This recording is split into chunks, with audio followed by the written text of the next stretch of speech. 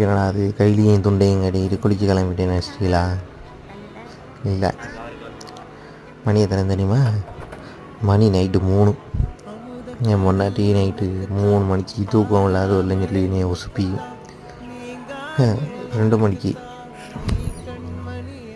2 மணிக்கு நல்லா உசுப்பி விட்டு அப்புறம் சரி தூக்கம் இல்லைன்னு சொல்லிட்டு ஃப்ரெண்டு நைட் ஷிஃப்ட்டே வேலை பார்க்குறேன் சந்தோஷ். அதனால அவனுக்கு கால் பண்ணி அவன்கிட்ட கொஞ்ச நேரம் பேசிட்டு அரட்டை அடிச்சுட்டு உட்காந்துட்டு இருந்தான்.